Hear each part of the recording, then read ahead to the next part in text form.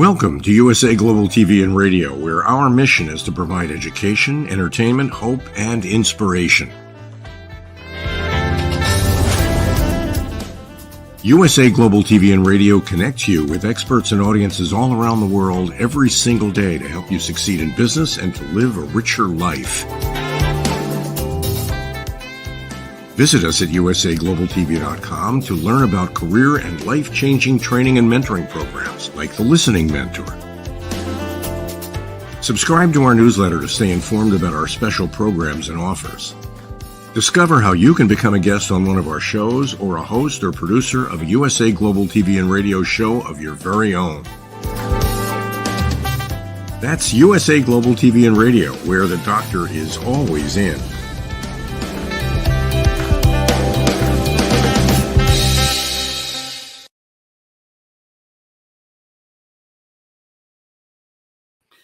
Howdy, welcome to the USA Global TV and Radio Network. The show is Talking Heads. I am red.olaughlin, and we'll be talking about a new subject here for the next several weeks, hopefully a six-part series. Most of them are six-part series. The last one we did on cancer, its options and causes turned out to be an 8-week series. That doesn't happen very often. Regardless, we're planning on a six-part series talking about weight management. Now, that includes weight loss, weight gain, weight in any way, shape, or form. And so with that being said, let's go ahead and jump on over into our first slide. Today's date, 22nd of June. And so weight management and your health. And let's jump over here. I'm a researcher. I'm not a doctor, never been one, never been in the medical field, never been in the pharmaceutical industry. However, I found a love of chemistry back in high school. I just absolutely love the course. Took it as a major in college, got my degree in it, got a math and physics minor. Just one of those things that just always settled well with me. Several years ago, my wife had breast cancer, and part of the caregiver's responsibility was to try to help her as much as I could. And with the ability to go in with my chemical background and look at what's causing some of these things. And so I started using some of my corporate level experience with researching causes. The taproot experience I had working for a company was, well, why did that happen? Okay, well, why did that happen? Well, why did that happen? And they want you to go down about 7 levels of why. Well, if you do the same thing in the human body, start at the cellular level. That's where everything starts. And I look for cause and effect relationships. Treat a cause, fix a problem. Treat the symptoms, and you'll always be doing it. But when we look at weight, it's almost like headaches or blood pressure or half a dozen other things. They all seem to be individual, and what works for someone doesn't always work for another. But if we look at what are the causes are chemically related. You know, you may not have as fast a response, but the response will happen. But what really happens out there, if you just start using both our ability to go onto Google, YouTube, ChatGPT, and start doing some research on your own, what happens? You know, it's kind of what we're going to look at here. So, you know, the first question I would ask myself, if I don't look overweight, why should I worry? If I am overweight, why should I worry? And a lot of reasons is we want to maintain a healthy weight because it does many things in our lives, whether we're 25, 45, 65, or 85 years of age. It doesn't matter. For different times of our lives, we're going to have more ability to do things, increased fertility, better sleep all in our entire life. We're going to have reduced risk of chronic diseases, and that really becomes a major factor the older you get. We have more motivation to exercise. I can remember I used to go out and run for an hour, hour and a half, almost every day way back when, but those way back whens are a long time ago. We have improved mobility, particularly important when you are gaining those extra ages. You want to be able to be independent, to do the things you used to do 20, 30 years ago. Well, a healthy weight allows you to do that. It improves our aging, it improves our ability to survive a lot of those age-related diseases because they never occur. Our bodies is in a much better position to address some of those causes. And we get more energy, lots and lots and lots of things as to why we should maintain a healthy weight. And we'll probably go into some of those ones down the road a little bit. So if I just go, you know, what causes people to gain weight? unintentionally. There's some people who know why they want to gain weight, but the standard answer is, well, you're eating too many highly processed foods. You're getting too much sugar. You have a sedentary lifestyle. Maybe it's yo-yo dieting. You go on a diet, you lose 10, 15, 20 pounds, and then all of a sudden you've gained it all back plus another 5. Sometimes it's an undiagnosed medical condition. I lost a brother-in-law recently, and he had dropped 60 pounds unintentionally. Well, that's one of the questions the doctors get really concerned about. You show up for an annual physical, and they say, I see you're down 15 pounds. Are you doing that intentionally? If you say, yeah, I've been exercising, I've been watching what I'm, they're fine. But if you answer the question, no, I haven't been doing anything different, that's a big clue. You lose weight and there's nothing going on in your life to say why you're losing the weight. They are very definitely concerned that you may have a tumor or something else. So there's some issues there from a medical perspective that might be part of the problem. It could be you're not getting enough sleep. Maybe you're overstressed.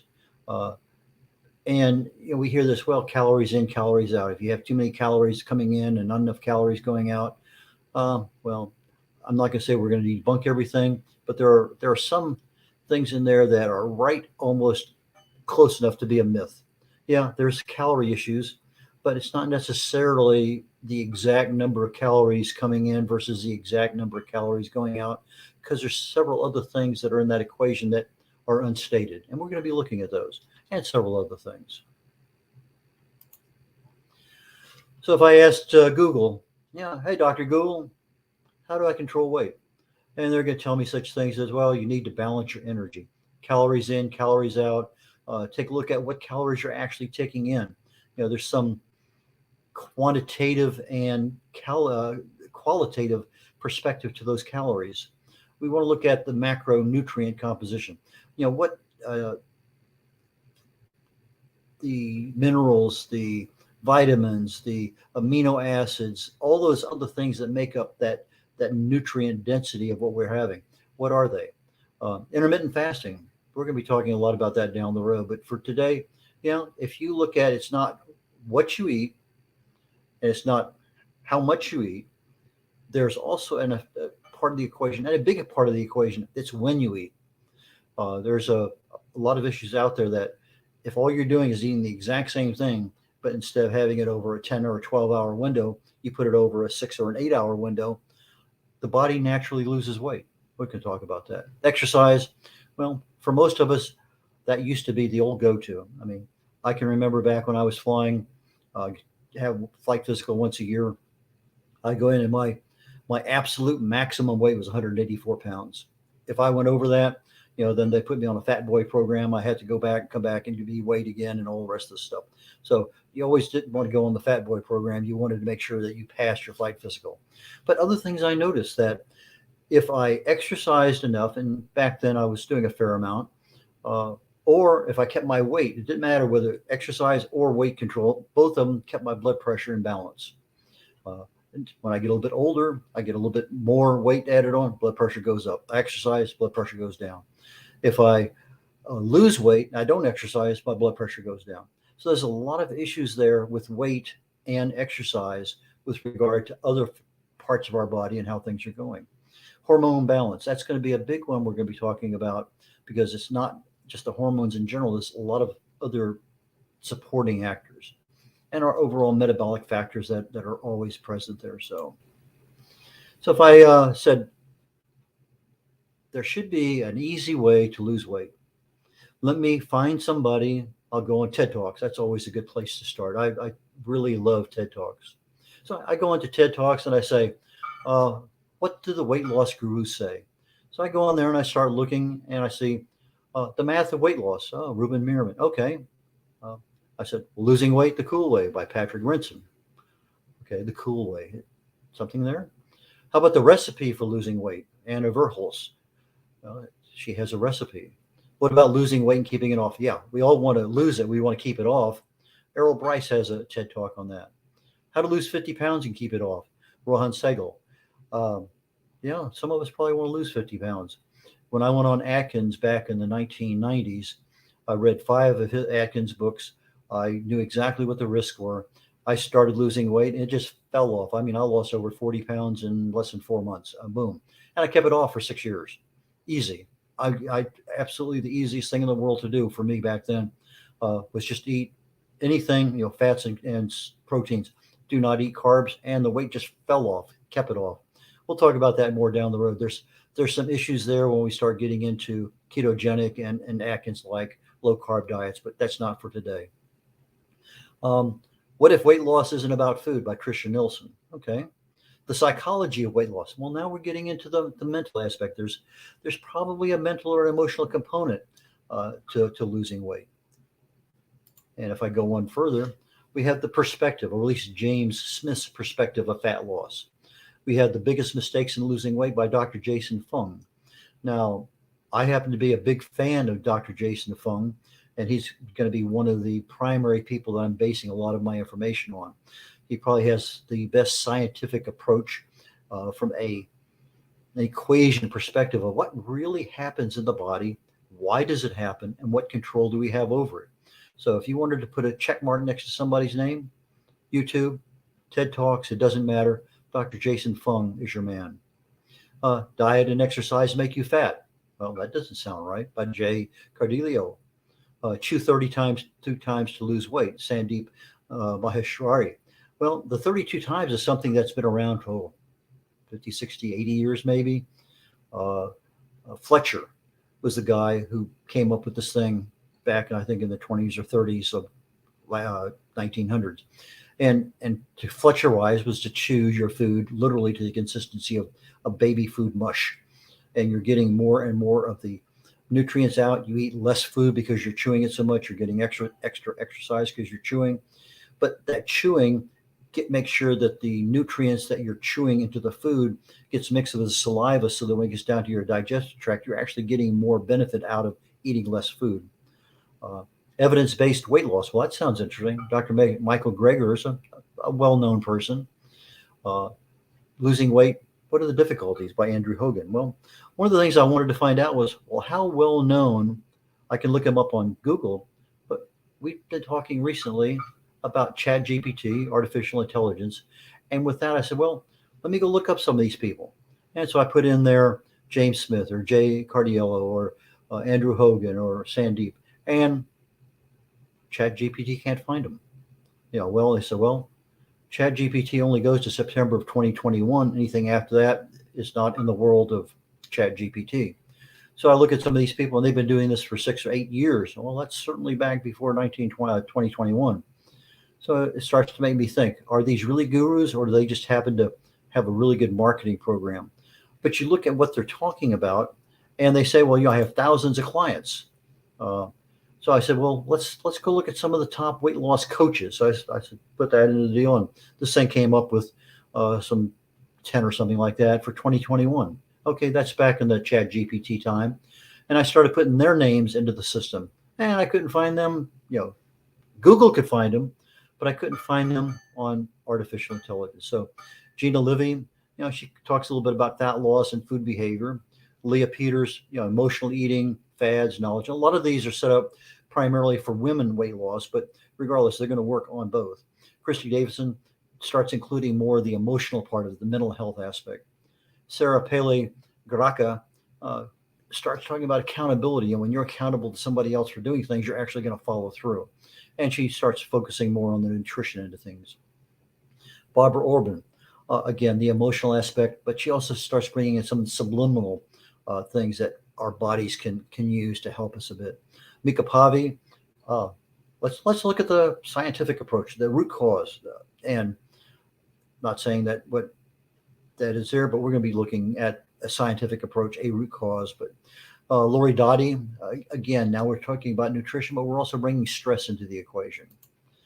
Kyle May starts talking about lifestyle and habits, and we have a lot of habits that we do. Drya Walker starts talking about building confidence. So if you build up more confidence, you'll be able to handle the responsibility of losing weight. Lori Aloisio, alternative medicine, traditional Chinese medicine, several different things in there. But the big thing is everyone's different. Every approach is different. Does every method work?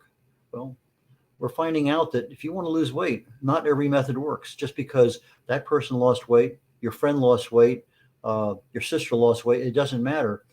Even if it's in the family, our bodies are different. And when you start looking at what is actually available out there, it is overwhelming. I mean, it's amazing what is out on the system. So if I start saying, okay, I want to know, so I go to YouTube and I want to know exactly what the weight loss people tell me. And there are tons and tons and tons of information. And I find this one video here on by Bavox called "Exercise Not the Best Way to Lose Weight." Well, that was interesting because in reality, most of the gurus say that exercise maybe accounts for 12-15% of weight loss. But there are other things that exercise does that maintains the weight. So there's some issues there, but it's not the best way. That's true. Then we have the trifecta of losing weight by Cigna Healthcare. Jeremy Ethier talks about eating and losing fat. Well, if I'm eating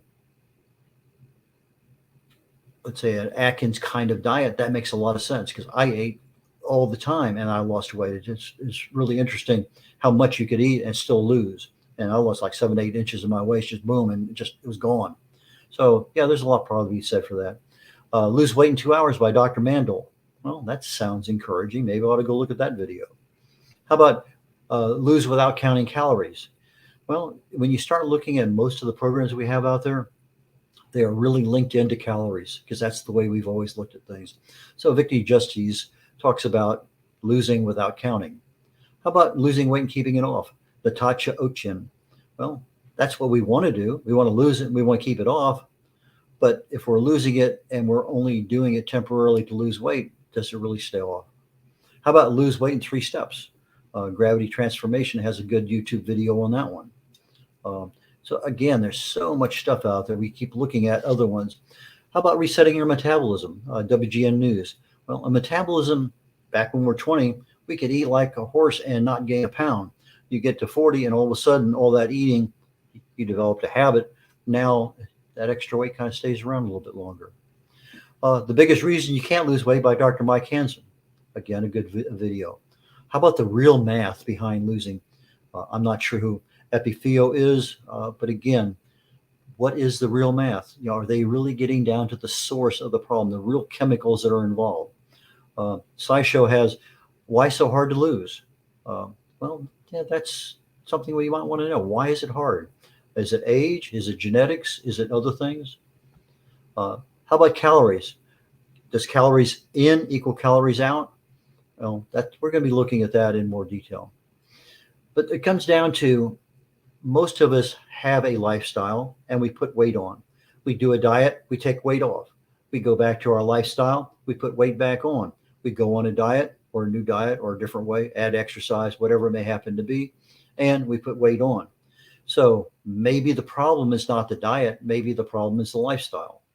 Because if you are managing your lifestyle, maybe there's no reason for dieting. And we'll be looking at lifestyle. How about lifestyle and fasting? Well, there's all different kinds of fasting. I generally do a 72-hour fast every month. Most of the time it's to reset my immune system. Most of the time, 72 hours turns into 100, 120 or more hours. I find fasting very easy to do for me. Some people cannot do 24 hours of fasting, but they have a thing called intermittent fasting.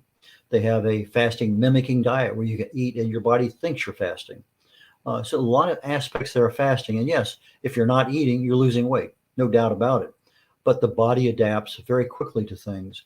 And as soon as you come off of your fast, unless it's your lifestyle, you're on an intermittent fast, and that's what you do every single day. You live within a 20 or an 18-hour window, and that's what you do. Well, then you probably will succeed a little bit more. So I started asking the question, well, what causes weight gain? So we have our standard go-to, Google, National Institute of Health. And they say calories, cortisol levels, stress, and sleep. That causes problems with weight gain. And their solution was eat more frequently. Well, I think that's the absolute wrong decision. You have 5 or 6 meals a day. They're saying you're not going to be hungry. But that just tears up your insulin, your cortisol, everything in the world is shaken up. You're going to be in so many different, your body is not in control. If anything, eat one meal a day and you'd be far, far, far better off. But this is one of the solutions that is available to everybody, which is why finding a way to lose weight is not as easy as we think. Nutrient awareness. Okay, well, I'm aware of it. I still make a decision to eat what I don't want to eat. Smoothies and shakes. I fell in love with smoothies back about 1985-ish, 86. I fell out of love with it probably in 6 months. I'm just not a smoothie person. I loved shakes back when they were made the old-fashioned way, the creamy, silky, just unctuous shake. But again, I was a preteen or a teen. They don't have the same kind of milk anymore. They don't have the same kind of ice cream anymore. The things just don't make the same, so the taste isn't there. But again, I'm looking at what calories are coming in, what kind of nutrients are coming in. Again, another solution is exercise, get better sleep. Well, yeah, some of those are right. So what about ChatGPT? If I say what causes weight gain, artificial intelligence tells me what's going to be calories, diet, lifestyle, genetics, hormone imbalance, medications, emotional state, or lack of sleep. And yes, I have to shake my head yes. That does sound pretty good. What's their solution? Well, calorie deficit. In other words, less calories in than you expend, more calories through exercise. A balanced diet. I like that one. I've been an advocate of balanced nutritional diet for a long, long time. But it's balanced nutrition, not balanced diet per se. Exercise, yes. Hydration, absolutely. Mindful eating. That's one of those terms we are starting to hear more about nowadays. Sleep, stress management. Stress is such a big factor in weight. Goal setting and support groups. Oh, that's kind of a new one. Do I need goal setting to lose weight? Can it hurt? Can it help? So I said, okay, Dr. Google, Dr. ChatGPT, tell me, who are the weight loss authorities?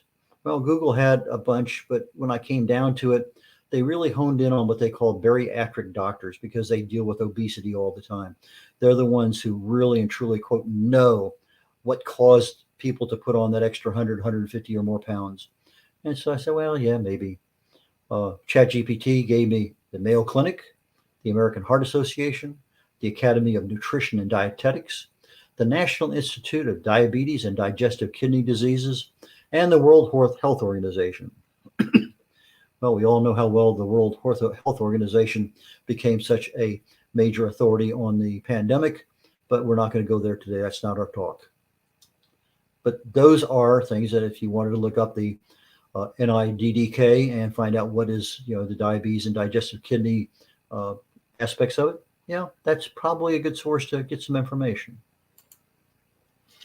How about if I say, I want to lose some weight? What are the best ways? And Google is going to tell me Noom. Well, I went to that website and it doesn't tell me who they are. It doesn't tell me how they work. It wants to know, do I want to lose weight? Do I want to just look better? Do I want to lose 50 pounds? And so I punched a couple of buttons and I still wasn't getting any closer. And I don't like filling in a lot of stuff that I don't know where I'm going or what it's all about. So I said, probably don't need to know about that right this minute. You have Diet to Go. Well, they're bringing you food. It's probably packaged. It's probably not directly from the store. Another one's called Future. Nutrisystem, a lot of people have heard about that. Weight Watchers, Trifecta, Home Chef, Do Fasting. That's what Google recommends. What does ChatGPT recommend? Well, in some cases, some of the same things. Weight Watchers, Jenny Craig, Nutrisystem, the Mayo Clinic diet, the Mediterranean diet, the DASH diet. The DASH diet is primarily set up for hypertension, for blood pressure. But they found out that if you start eating properly to control blood pressure, you generally end up losing weight. So that's one of those things that becomes a byproduct of what's there. But when you look at each one of those things, they're telling you to eat this when they're prepackaging something and they're sending it out. So they're basically saying that if you follow this and do exactly what we're saying, you're going to lose weight. Well, the question that I would ask is, do I have to pay that much money to get something I could buy at the store and make myself and maybe save that money? Okay, that's number one. Do I have to eat this even though I don't like it? Well, you bought it, you ordered it. There's just so many parts of that thing that, to me, I'm putting myself on the diet. I'm not changing my lifestyle. Now, some can say, well, Weight Watchers becomes a lifestyle or Nutrisystem becomes a lifestyle. but those things are part of the system. And that's the system we live in. The system says, give me some money, listen to me, I'll put you on this program, sign up with me, 12 hours, whatever, how many hundreds of dollars it is. We have experts that are going to help you. Well, if these are the best ways to lose weight, I'm still not sure I found a solution. So I kept looking. So I said, well, what are some of the meds that people use out there? So I did some Googling, and basically any kind of med that helps reduce your appetite, reduces the absorption of the food, or increases fat burning, they're going to give you two thumbs up and say, yeah, these are good weight loss medications. And so you have orlistat, which is Xenical.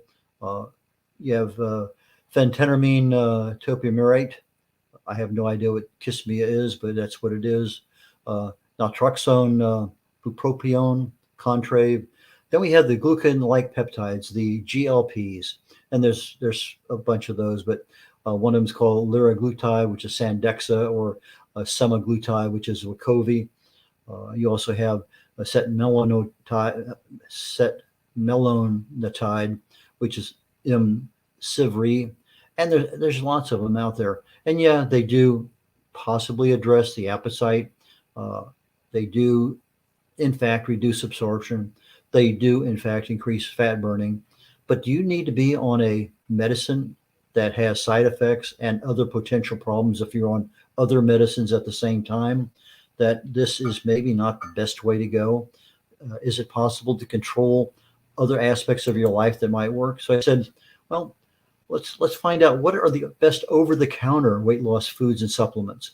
Maybe that's what I need to be looking at, maybe changing what I buy, what I eat. So Google, they said Garcinia cambogia extract. That's primarily a very good one, actually.